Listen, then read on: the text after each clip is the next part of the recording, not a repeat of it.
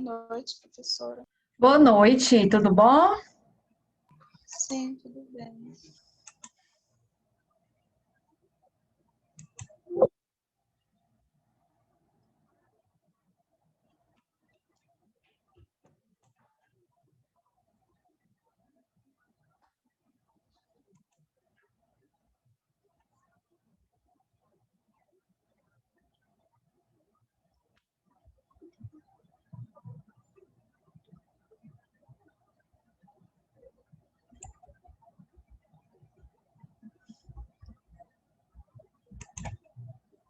Vamos aguardar mais uns minutinhos para dar tempo de todo mundo entrar.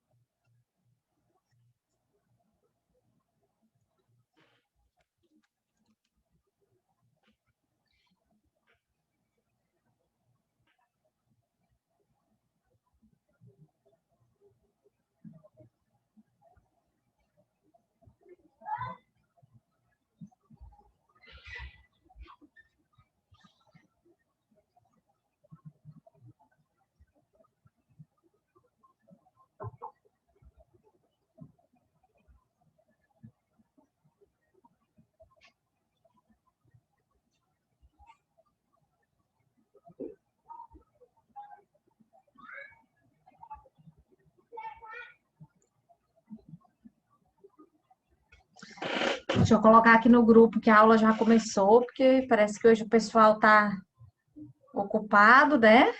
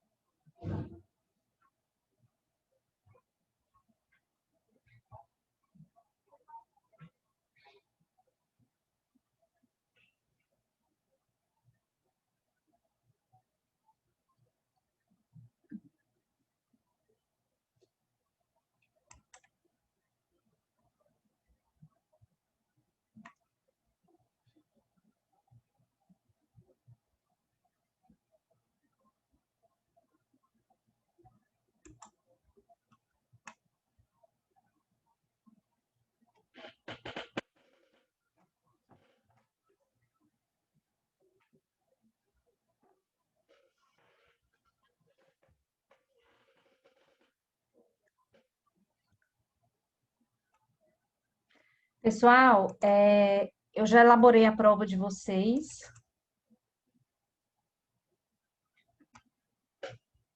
Vocês estão todo mundo me ouvindo? Sim. Sim. Tá. Olha só, o conteúdo que vai cair na prova vai ser assistência de enfermagem, as afecções autoimune e reumática, que nós vimos anteontem, né? Não, foi ontem. Isso. O conteúdo de ontem, as doenças autoimune e reumática. Vai cair também sobre o sistema endócrino e hormonal. Sistema tegumentar. Professora, sistema endócrino e o quê? Hormonal.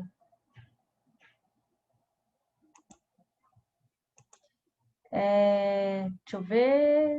Autoimune eu já falei, né? Endócrino e tegumentar.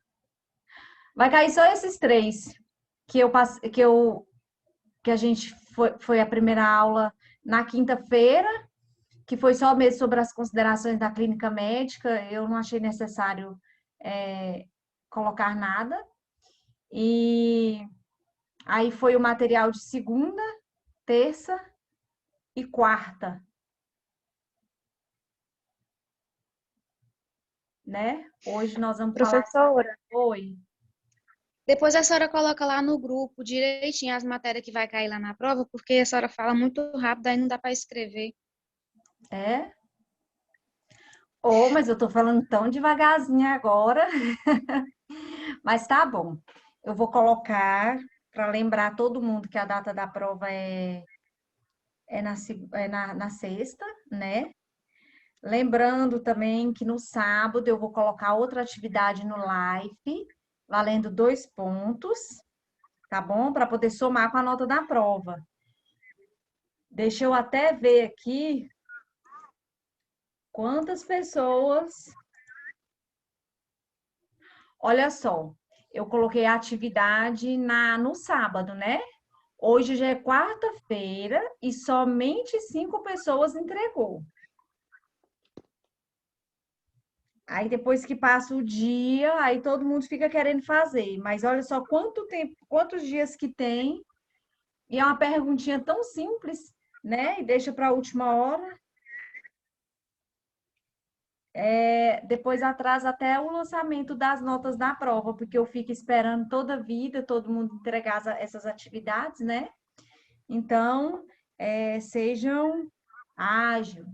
Então, falando de novo, conteúdo da prova serão 3 conteúdos, né? Que eu acabei de falar: sistema endócrino e hormonal, sistema autoimune, que a gente falou ontem, e o sistema tegumentar, que nós falamos na segunda, não foi isso? Então, são esses 3 conteúdos. Professora, esse do sistema endócrino é aquele das glândulas? Exatamente. Exatamente. Que a gente falou sobre o pâncreas, sobre a hipófise, sobre as glândulas suprarrenais, lembra? E aí falamos um pouco aí sobre a doença da diabetes, do hipertiroidismo, do hipotiroidismo. Lembraram? A prova não tá difícil, não, ela é fácil. A gente vai ter 2 provas, como eu falei para vocês no início da disciplina. Normalmente, quando eu administro essa disciplina de clínica médica, eu não coloco todo o conteúdo na prova, porque como vocês perceberam, é muito conteúdo. Se eu for colocar uma pergunta de cada conteúdo, vocês vão ter que estudar muito. E então eu faço um resumo para poder facilitar também para vocês, tá? E aí já vamos começar a nossa aula, porque já tem 13 pessoas.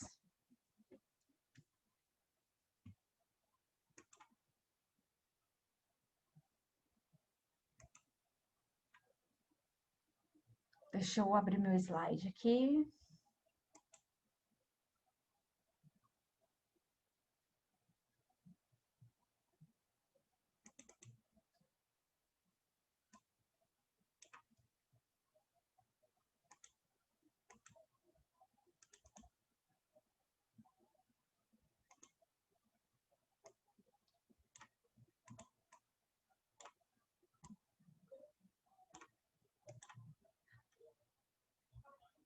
Vocês estão vendo, meninas e meninos? Sim? Ótimo. Pessoal, hoje a gente vai falar um pouco... Oi? Não está aparecendo o slide, só a ferramenta do computador. Não tá? Não. Então, peraí, deixa eu tentar novamente. Apareceu? Sim. Ótimo. Então, vamos lá. Hoje a gente vai falar um pouco sobre a assistência de enfermagem nas afecções neoplásicas. Neoplásico é os cânceres, né, pessoal? Todos nós estamos sujeitos a desenvolver algum tipo de câncer, né? Porque nós temos as células cancerígenas. E como que elas se desenvolvem no nosso corpo? Depende muito de vários fatores. O primeiro fator é o fator genético, né? Hereditário. Pode ser pela sua alimentação, pelo estilo de vida que você leva.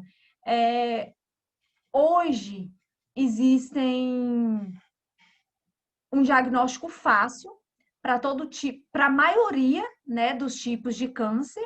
Hoje existe um diagnóstico fácil porque a medicina ela está se aperfeiçoando aí a cada dia que passa.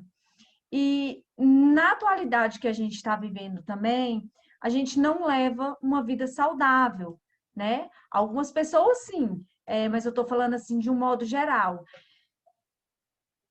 Hoje a gente consome muitos alimentos industrializados, a maioria dos nossos alimentos são industrializados.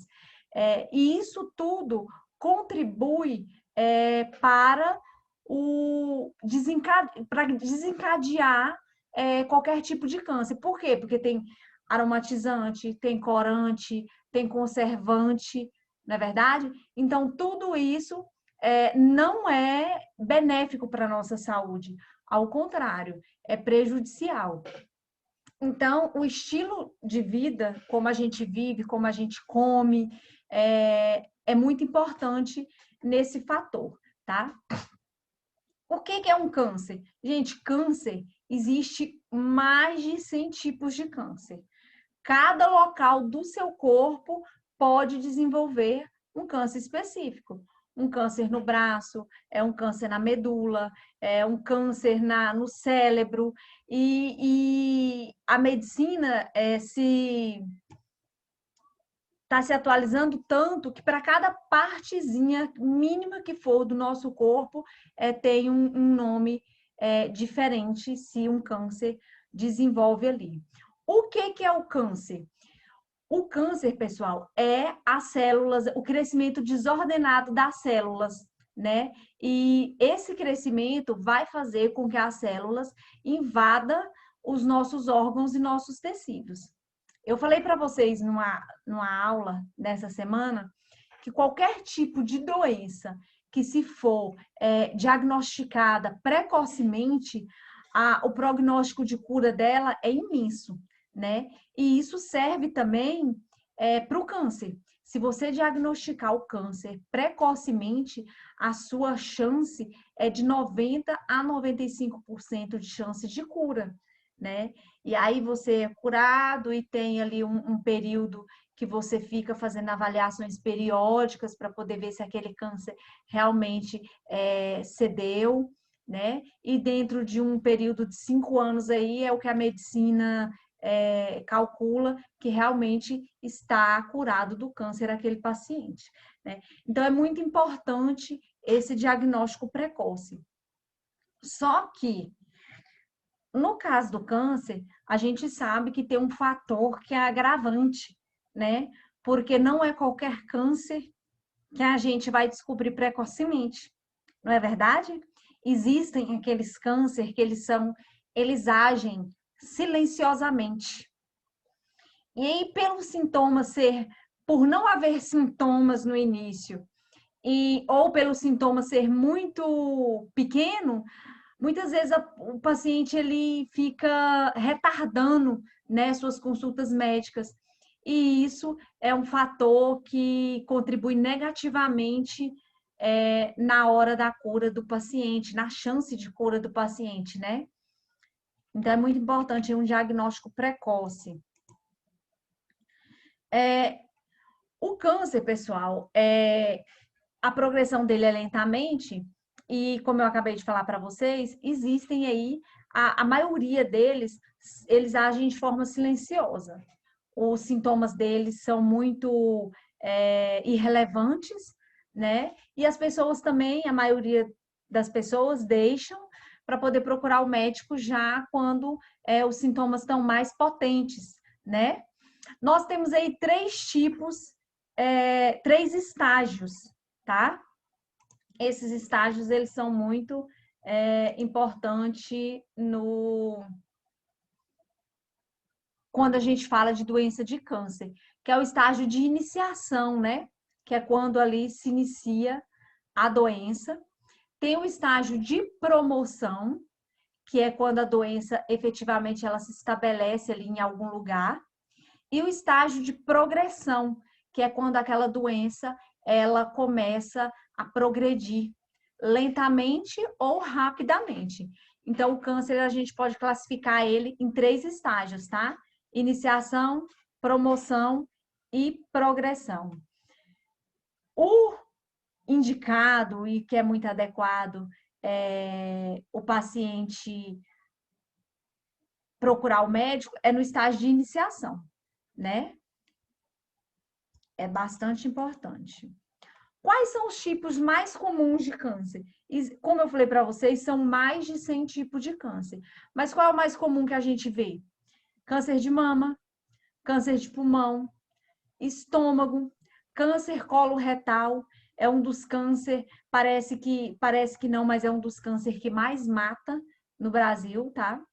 Câncer de fígado, câncer de pele, né? No Brasil nós temos aí uma alta incidência de câncer de pele, porque aqui nós somos um país tropical, não é isso? Então a gente tem sol aí praticamente o ano inteiro. E a camada de ozônio sendo destruída aí como está sendo, os raios ultravioleta, eles se penetrados na pele aí a longo prazo, ele causa aí o câncer de pele. Temos também o câncer de próstata, que acomete aí os homens, e o câncer de colo de útero, que acomete as mulheres. É um dos cânceres também bastante silencioso, viu, gente? Na verdade, na minha opinião, né, o câncer de colo de útero, ele é um dos mais silenciosos que existe. Se a mulher não fizer o exame de Papa Nicolau anualmente, como é recomendado pelo Ministério da Saúde, ela só vai descobrir o câncer do colo de útero quando já tiver em estágio avançado. E aí, quando está em estágio avançado, a cura se torna mais difícil, tá? Então, por isso que é importante os exames de prevenção. Por ser um câncer silencioso, se fizer anualmente, vai se descobrir, porque a olho nu, né, no exame, dá para diagnosticar aí alguma alteração no colo do útero, tá bom? A gente sabe que o câncer de mama, a melhor prevenção que existe é o exame de toque, não é isso? As mulheres aí da turma faz, ó, o exame de toque, como é que a gente faz? Exatamente, você tem que conhecer o seu corpo, né? E a gente faz o toque dessa forma. Se você sentir algum caroço, algum nódulozinho, você tem que procurar imediatamente o médico. Normalmente, quando você vai fazer exame de Papa Nicolau nas unidades básicas de saúde, a pessoa que está ali te atendendo, ela vai fazer esse exame também em você da mama, tá? Para poder verificar se tem alguma alteração. Muitas vezes é apenas um nódulozinho, mas o quanto antes, com qualquer tipo de caroço, a gente tem que procurar um médico, porque a gente não sabe se é apenas um carocinho ou se é realmente um nódulo, né? E quanto mais no início, melhor, tá? Quais são os fatores de risco para o câncer de mama? Pessoal, não só para o câncer de mama, mas para todos os outros tipos de câncer, o fator de risco dele é a genética. Se na sua família teve alguém ou tem alguém que possui o tipo de câncer, você tem mais probabilidade de desenvolver esse câncer também, né? E fatores hormonais também, né? Eles são fatores de risco também que pode ocasionar aí o câncer de mama, tá? Olha só, eu coloquei para vocês algumas fotos. Nada bonito, né? Mas para vocês verem como que é o câncer de mama já no estágio muito avançado. Olha, teve uma aí, essa última imagem, que retirou, né? Fez a retirada da mama e ficou toda. Isso aí está em fase de cicatrização. Só que, olha como tá purulento. Já nessa segunda imagem, na imagem do meio em cima, olha só a situação que ficou a mama dessa mulher, né? Toda necrosada. Uma coisa que é muito importante falar e que poucas pessoas sabem é que o câncer de mama, ele dá em homem também, viu? É mais difícil acontecer, porém acontece. E se a gente colocar para pesquisar, a gente vê inúmeros casos de homens que desenvolveram aí o câncer de mama, tá? No caso dos homens, como que eu posso falar? Além de ser raro, ele não é tão agressivo quanto na mulher, tá? Mas pode desenvolver sim no homem, beleza? No final, eu vou falar sobre o tratamento e os cuidados de enfermagem, porque aí já serve para todos os tipos de câncer, tá? Temos aí também, pessoal, o câncer de pulmão, tá? O câncer de pulmão, antigamente a gente associava o câncer de pulmão somente a pessoas que fumavam, que faz uso do cigarro, não é verdade? Só que hoje a gente sabe que não, né? Realmente, a incidência do câncer de pulmão se desenvolver numa pessoa fumante, ela é triplicamente maior, infinitamente maior do que desenvolver numa pessoa que nunca fumou. Mas acontece, tá? Então, um dos fatores de risco aí é a pessoa fazer uso do tabaco, tá? Normalmente, quando acontece o paciente desenvolver o câncer de pulmão, essa foto que eu coloquei aí é uma foto real, viu, pessoal? De um pulmão sadio e o pulmão com câncer. Normalmente, o paciente com câncer, ele sofre muito, porque além de dificultar a respiração do paciente, vai comprometer ali todo o sistema respiratório, né? Que é a laringe, a traqueia, os brônquios, os bronquíolos e os alvéolos.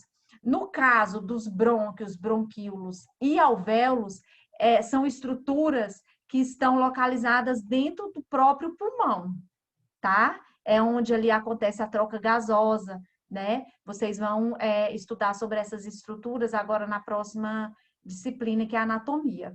E no caso da laringe traqueia, faz parte aqui, né? Faz parte do nosso sistema respiratório também. Então, o paciente com câncer de pulmão, ele tem um agravante, né? Além de danificar ali todas as estruturas pulmonares, danifica também ali a longo prazo todo o sistema respiratório, tá?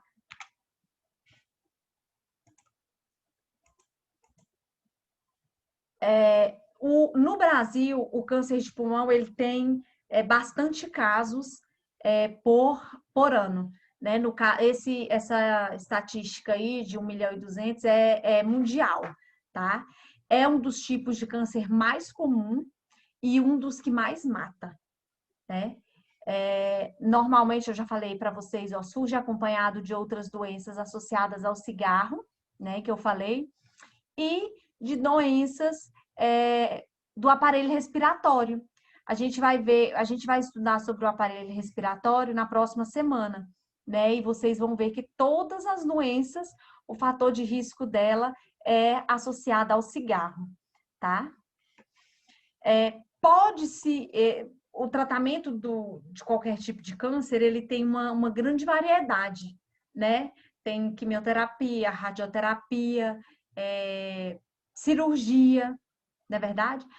A pessoa que tem o câncer de pulmão, por exemplo, se a mulher tem o câncer do colo de útero e o médico indicar a cirurgia, o médico vai lá, retira o útero dela, beleza, né? Vamos resolver ali o problema naquele momento.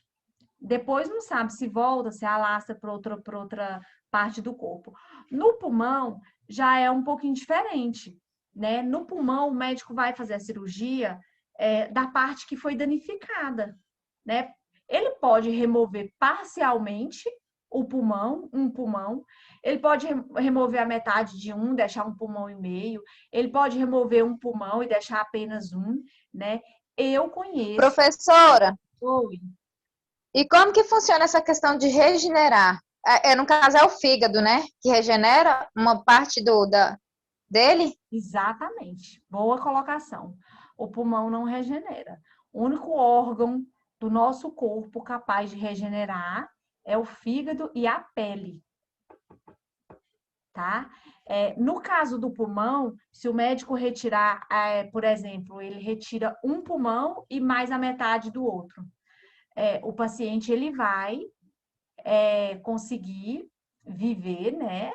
Vai somente com a metade daquele pulmão e o pulmão não vai se regenerar, né? Ele Professora, nesse caso, ele vai ser necessário ele ter que fazer a hemodiálise? Não, depende. Até onde esse câncer afetou esse paciente? Afetou o rim do paciente?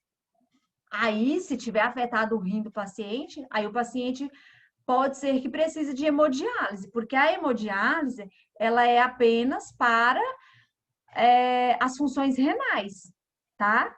A gente vai estudar... Professora, aproveitando esse embalo, a diálise é a mesma coisa de hemodiálise? Olha, A diálise, ótima pergunta. Só que eu vou deixar para te responder ela semana que vem, sabe por quê? Para não misturar os assuntos, e semana que vem a gente vai estudar todo o sistema renal, tá? Detalhadamente, e aí vocês vão entender direitinho.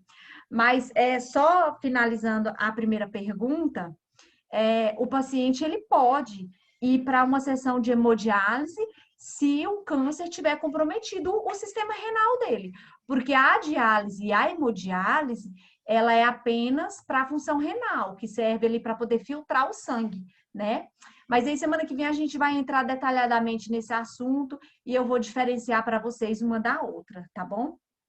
Então, como eu estava dizendo, eu conheço um paciente que ele teve câncer de pulmão, ele ainda, depois da cirurgia que ele fez, ele ainda viveu acho que uns 12 anos. E o médico retirou um pulmão dele todo e mais 80% de um outro pulmão. Ele vivia, né, só com 20% de apenas um pulmão.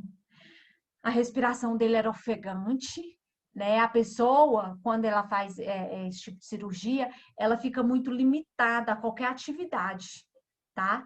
Então, ela muito ofegante, andava, mas assim, pequenas distâncias já se cansava, né? Então, assim, se ele tivesse descoberto no início, né? Quem sabe não precisaria de retirar tantas porcentagens, né?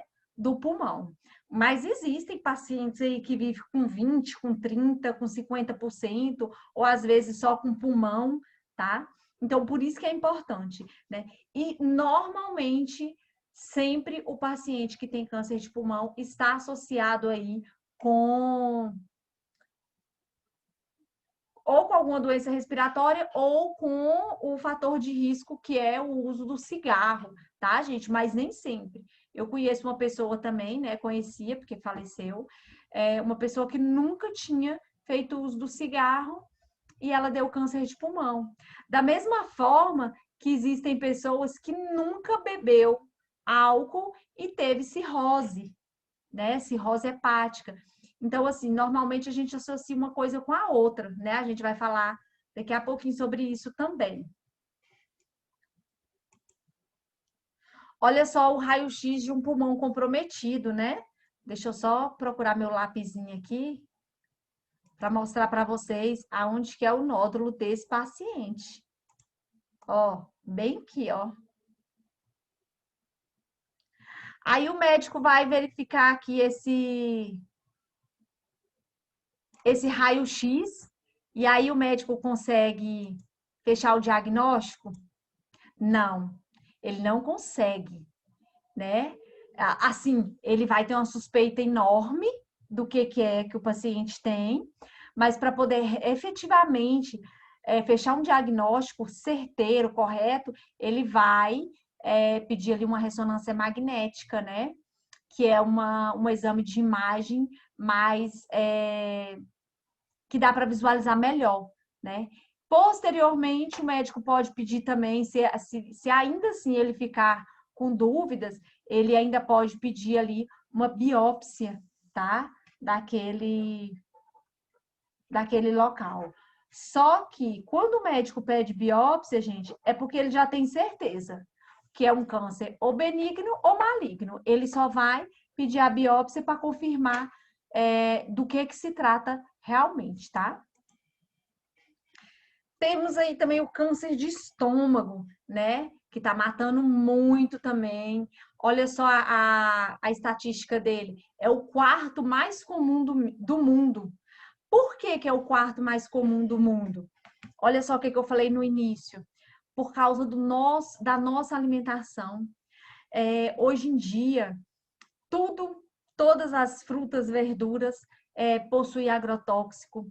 Todas as carnes de gado, de galinha, de frango, peixe, tudo tem hormônio, né? E com isso acarreta uma danificação aí do nosso estômago, né? Corante, aromatizante, conservante, tudo isso não é benéfico para a nossa saúde, tá? Lembrando que fator de risco de qualquer tipo de câncer é a hereditariedade também, tá? O fator genético. Qual que é o principal sintoma aí do câncer de estômago? Perda de peso, falta de fome, né? Inapetência, vômito, náusea, dores abdominais. Aí a pessoa pensa que está com dor abdominal porque é uma gastrite, porque ficou nervosa, ou porque comeu alguma coisa e não fez bem, né? E vai ali se adiando a ida ao médico, né? É um câncer também que ele não é tão silencioso, né? Porque você sente o sintoma, o desconforto abdominal, mas a gente sempre vai deixando para depois, não é assim que a gente faz?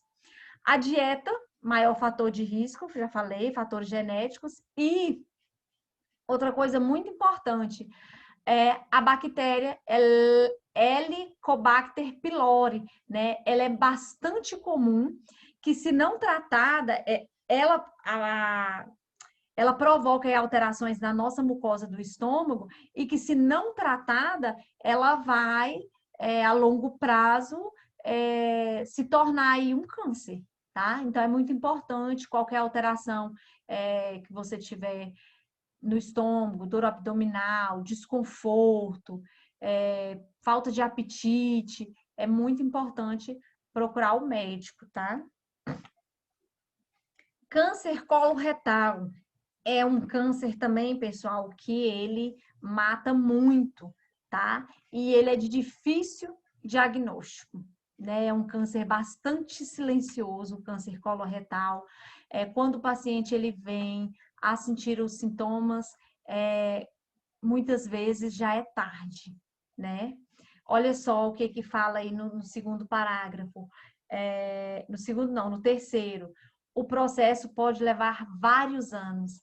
E aí, quando o paciente ele começa a sentir os primeiros sintomas, aquele canal ali do intestino, do colo retal, já vai estar bastante comprometido, né? Então, a chance de cura do paciente já vai estar diminuída, tá? Os principais sintomas, quando ele já está bem evoluído aí, é alteração no intestino, né? O ritmo de evacuação, ele vai variar, né? Vai sair da rotina do paciente. Dores abdominais também é um sintoma. Presença de sangue nas fezes e dor ao evacuar. Normalmente, quando o paciente já está bem comprometido, ele sente alguns caroços, né? Já quase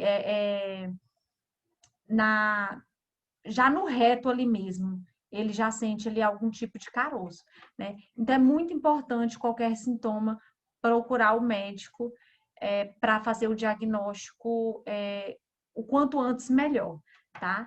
O principal sintoma é a colonoscopia. O principal Professor, sintoma não, o principal exame. Oi. eu tive um tio meu, ele teve câncer nesse lugar aí também. E ele No, curou? não, ele não resistiu. Sofreu, né? Fez, aham, em vez, tipo, o câncer dele fez restaurar por dentro. Quando ele descobriu, já estava totalmente comprometido, não é isso? Isso, aí ele tava sentindo muita dor, aí ele reclamava demais pra minha tia, aí tinha que fazer tratamento, ia pagar GP, mas não dava conta mais não. É um dos cânceres mais silenciosos que tem, é o câncer coloretal, tá? Quando o É, paciente descobre, infelizmente, já está muito comprometido. E, assim, eu não conheço nenhum paciente que teve esse tipo de câncer que curou, a não ser a Ana Maria é, Braga, né, da Globo. Mas, assim, todos os que eu ouvi falar, tudo que eu li até hoje, normalmente o paciente ele não resiste, porque já descobre ali no estado avançadíssimo. Ele começa a fazer o tratamento, muitas vezes faz cirurgia, só que o tratamento ele deixa o paciente muito debilitado, né? E olha, professora, ele pegou Covid ainda também. Ai, meu pai. Aham, ele pegou Olha, Covid ainda. então foi recente.